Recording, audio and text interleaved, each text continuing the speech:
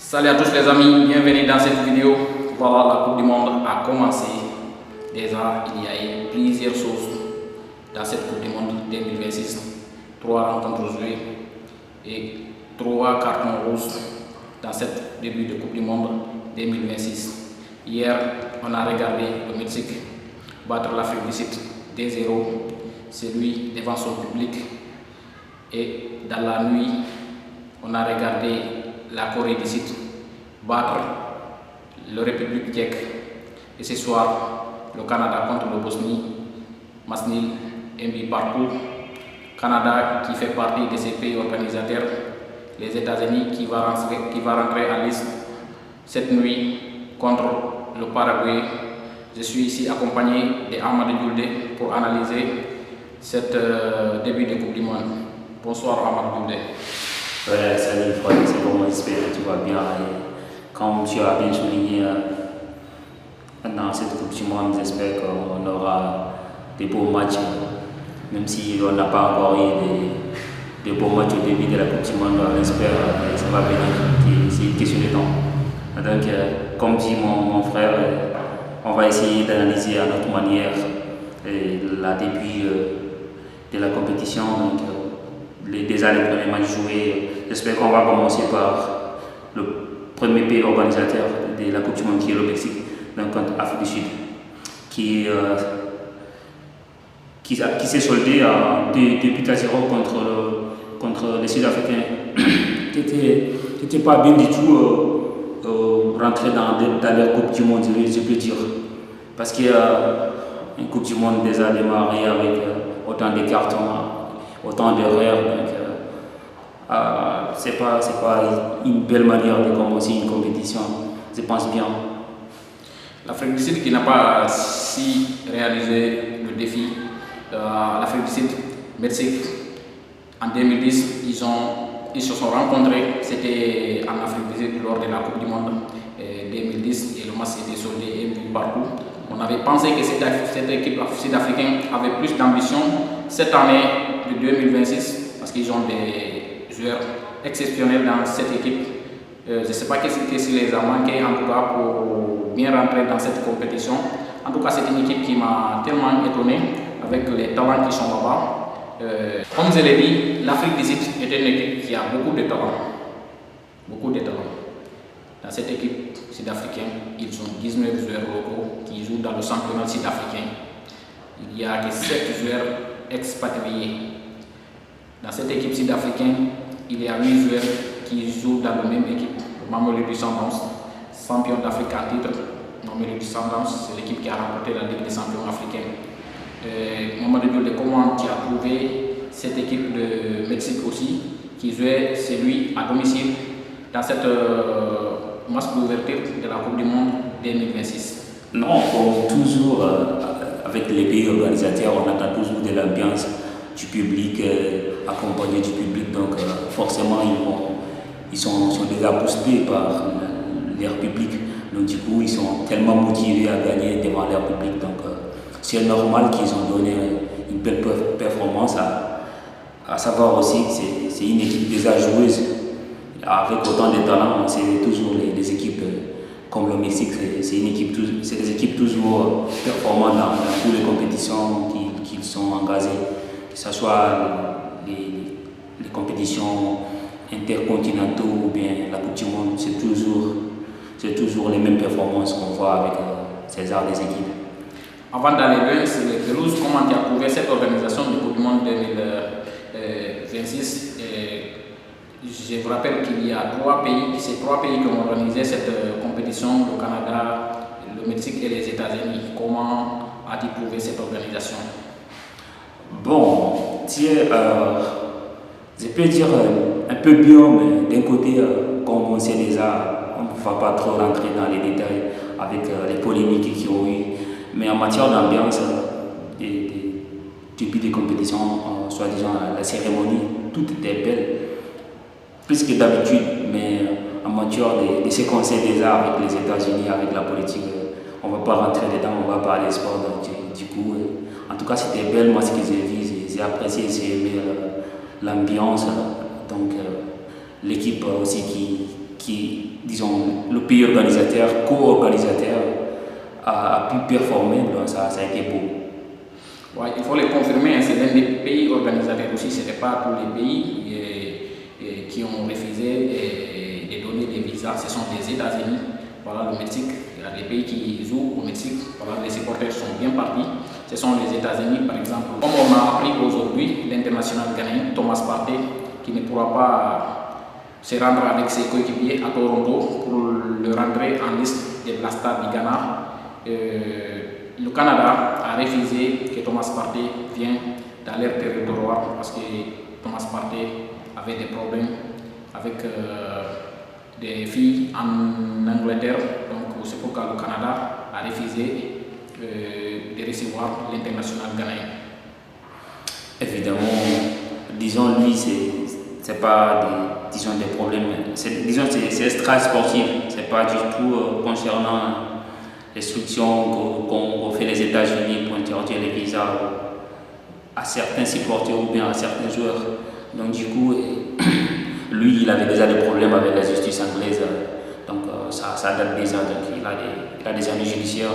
Donc c'est normal qu'il n'a pas pu être avec ses coéquipiers pour aller à Toronto. Donc du coup, sûrement son équipe va souffrir de son côté parce qu'on sait que c'est un vrai taulier qui à chaque fois qui performe, qui a des performances de haut niveau, même en club, en équipe nationale, c'est toujours du haut niveau qu'il donne.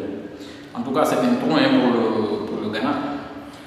Oui, ça serait vraiment. J'espère qu'ils auront des actions remplaçants, mais ce ne serait pas facile de remplacer Thomas Partey. Ça, c'est sûr. Oui, ça ne sera pas facile aujourd'hui. Encore, il y a eu d'autres nouvelles, encore comme par exemple les supporters sénégalais qui ne pourront pas rejoindre les États-Unis pour soutenir les Lions de la Teranga.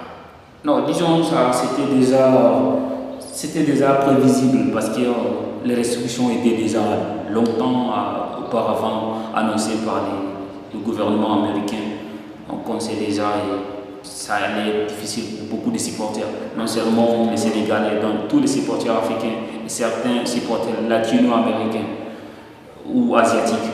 C'est seulement peut-être les Européens qui ont eu un peu de simplicité à aller supporter leurs équipes aux États-Unis ou bien dans des autres, disons, on parle concernant les États-Unis plutôt, parce que c'est eux qui ont fait des restrictions.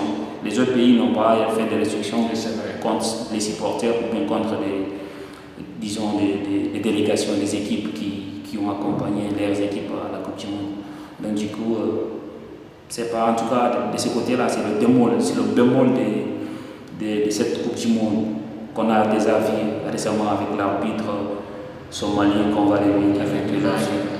Donc tout ça là, ça fait très mal. Donc, mais ça fait partie du jeu. Avec Trump, tout est possible, on voit tout avec lui. C'est un homme déjà imprévisible. Donc, les gens vont s'habituer petit à petit à s'adapter, peut-être à suivre la Coupe du Monde, même si ça ne va pas être comme les Coupes du Monde d'habitude qu'on a l'habitude de voir les supporters accompagner leur pays, leurs équipes et applaudir derrière. Donc c'est le seul bémol que je vois dans cette Coupe du Monde. Voilà, on va revenir sur les pays africains qualifiés. Et quelles sont les attentes que vous attendez sur les pays africains? Bon, je dirais à moitié optimiste pour certains pays africains. À voir déjà ce qu'on a vu avec l'Afrique du Sud, on sait que c'est parmi les pires équipes du continent en matière de jeu. Parce que ce qu'on a vu hier, il n'y a pas de fond de jeu, il y avait quasiment, ils n'ont rien proposé.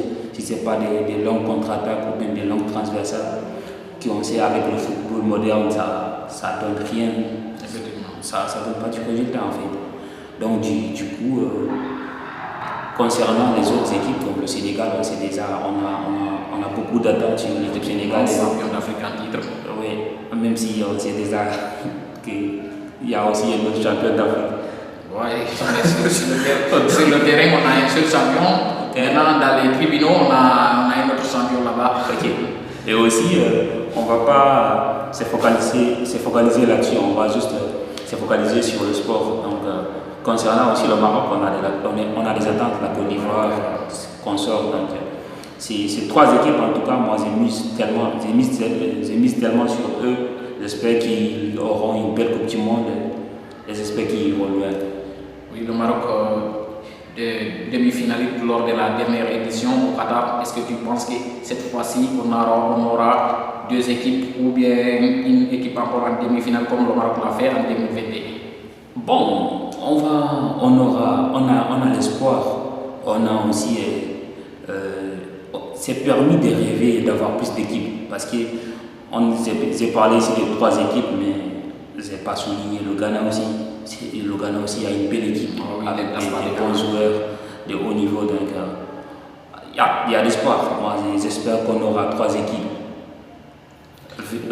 qui auront vraiment, qui seront jusqu'au quart. Pourquoi pas les finales, les demi-finales. Vu que le nombre d'équipes sont augmentés cette fois-ci, l'Afrique est représentée par 10 équipes. Effectivement. C'est permis d'avoir des équipes en demi-finale, pourquoi pas, voilà. Mais les équipes africaines, pour l'instant, c'est qu'avec l'Afrique du Sud, ce que l'Afrique du Sud vient de montrer, les regards ont changé, voilà, parce qu'on connaît l'Afrique du Sud. Les 2 dernières éditions de la Coupe d'Afrique des Nations, c'est une équipe qui est monstrueuse, voilà. Donc avec cette début de Coupe du Monde, et une Afrique du Sud aussi laissée par les supporters africains. Ouais, avec les événements récents, ce qui se passe actuellement en Afrique du Sud, donc du coup aussi, ils ne sont pas beaucoup supportés dans le continent, même si on ne va pas rentrer dans les détails. Donc, mais l'Afrique du Sud, vraiment, ce qu'ils ont proposé, c'est pas du football. Donc on passe et on se concentre sur les prochaines équipes. Les prochains matchs des équipes qui n'ont pas encore rentré en lice, les équipes africaines. J'espère, mais je pense qu'on va revenir aussi sur les matchs des joués, parce que c'est de ça qu'on devait analyser. Donc, concernant le Canada et le Mexique, les co-organisateurs. Il y a des équipes qui sont déjà jouées et des équipes qui, comment as-tu vu les jeux? Voilà, est-ce que c'est des équipes qui peuvent aller très loin dans cette compétition? Non, commençons par le début. Concernant le Mexique. Le Mexique, habituellement, je peux dire, en tout cas, c'est une bonne équipe, je l'ai déjà dit auparavant. Donc, j'espère qu'ils iront en quart de finale. J'espère que c'est le meilleur représentant des pays co-organisateurs de cette Coupe du Monde. Pour moi, c'est la meilleure équipe. Les États-Unis aussi qui vont rentrer en liste. C'est à 1h du matin aujourd'hui. Est-ce que tu penses que cette équipe peut aller loin, voilà, qui joue à domicile avec leurs supporters? Bon, concernant les États-Unis, je ne l'ai pas encore vu jouer, donc je pense qu'on devrait déjà plutôt parler du Canada qui a déjà joué son match et qui a soldé des matchs nuls. Donc, je pense aussi que le Canada, ce n'est pas une grande équipe, mais vu qu'il joue devant les publics sur certains matchs, disons sur les matchs de poule, j'espère qu'il aura la possibilité de passer le premier tour parce qu'habituellement ce n'est pas une grande équipe. Même si c'est un pays qui c'est un des co-organisateurs de cette Coupe du Monde. Le Canada qui était mené. Effectivement, ils ont eu les moyens. C'est normal aussi qu'ils ont les moyens de pouvoir revenir sur le score parce qu'ils jouent devant le public. C'est le premier match, donc ils étaient obligés à se forcer au moins d'avoir le minimum parce que le minimum pour moi c'est cette match. Avant de terminer sur le Canada, on va aller sur la Corée du Sud, une très belle équipe. Ils ont des grands joueurs partout en Europe. Ils ont des joueurs qui jouent au Paris Saint-Germain, au Bayern Munich. On connaît déjà leurs leaders qui jouent aux États-Unis. Voilà comment tu as trouvé cette équipe de Corée du Sud. Bon, la Corée du Sud aussi, c'est l'un des invités surprises de cette Coupe du Monde. À chaque fois, ils sont là et j'espère que cette fois-ci, ils auront plus de possibilités d'aller plus loin. Parce qu'il y a, comme tu l'as dit déjà, avec les talents qu'ils ont en Europe, qu'ils ont un peu partout, ces derniers temps, ils ont des talents qui montent. Ils ont déjà un champion d'Europe avec le Paris Saint-Germain, Camille Lee, donc, y compris des joueurs qui évoluent au championnat allemand et consorts. Donc, c'est une équipe aussi à attendre parce que je pense que c'est la meilleure équipe asiatique. Parmi les meilleurs, pas oublier le Japon. Oui. Donc du coup, j'espère et aussi je les attends parce que c'est l'un des, comme tu l'as dit, c'est l'un des meilleurs représentants asiatiques. Effectivement. Ouais. la République de Tchèque aussi, qui est dans cette poule A, où se trouve le Mexique et la Corée du Sud, voilà, qui se trouve troisième de cette poule. Est-ce que tu penses que cette équipe de Tchèque a aussi la chance de passer dans les 16e de finale? Bon, vu qu'il y a plus d'équipes dans les 8e de finale qui seront repêchées parmi les meilleurs 3e, j'espère qu'ils auront la possibilité de pouvoir se qualifier pour les 16e de finale, parce qu'on sait déjà le plus de nombre des équipes participantes dans cette Coupe du Monde, donc du coup c'est plus de places encore en 16e de finale. J'espère qu'il aura la possibilité de pouvoir se qualifier pour les 16e de finale. On va conclure avec cette équipe américaine qui va rentrer en lice aujourd'hui, l'un des pays organisateurs de cette compétition. Voilà une équipe américaine très attendue par son public. Effectivement, l'ampleur avec ce qu'on sait déjà, on sait déjà qu'il y aura plus de matchs aux États-Unis que par rapport aux autres corps organisateurs. Donc, il y a beaucoup d'attentes sur cette équipe, même si on se fie sur leur histoire des compétitions, surtout de la Coupe du Monde. Ce n'est pas une équipe aussi très performante d'habitude, mais avec son public, j'espère que cette fois-ci c'est la différence. Ils auront la possibilité de faire la différence. Donc j'espère que c'est une équipe qui aura la possibilité de passer les premiers tours au Kappa et d'aller jusqu'au bout. On va conclure cette analyse avec les favoris. Il y a 48 pays qualifiés dans cette compétition, mais on sait qu'une seule équipe va partir avec ce trophée. Dans ces 48 équipes, quelles sont tes équipes favorites? Bon, il y a pour moi 3-4 équipes qui sont déjà favoris: la France, le Portugal, l'Argentine, l'Espagne et qui encore, je veux dire. En tout cas, ces équipes que j'ai citées ici, je pense que ces équipes ont tous leur chance à remporter cette Coupe du Monde. Mais pour moi, le numéro 1, c'est le Portugal. Sans oublier le Brésil qui a de nouvelles ambitions. Bon, le Brésil nous a déçus ces dernières années. Il ne faut pas oublier. Même s'ils ont effectué des changements d'entraîneur, pour moi, c'est l'espoir qu'ils ont aussi. Avec les talents qu'ils ont, j'espère que cette fois-ci, ils vont faire la différence. Ils ne seraient pas comme les dernières années, les 13 éliminations qu'on a vues ces dernières années. Donc, ils ont l'espoir aussi. Donc c'est ça les amis, abonnez-vous et partagez. On se retrouve très bientôt avec une autre vidéo. Donc n'oubliez pas d'aller sur la chaîne YouTube Bokira Pro Foot et sur Facebook Sport Vision et sur notre compte TikTok aussi Bokira Pro Foot. Donc on se retrouve très bientôt avec une autre vidéo. Donc vous avez laissé Amadou Boulde et vous dire au revoir. Allez les amis, c'est un peu le mot de la fin. Donc abonnez-vous et partagez surtout au maximum. Abonnez-vous et partagez au maximum. Bokira Pro Foot. À très vite, Inch'Allah.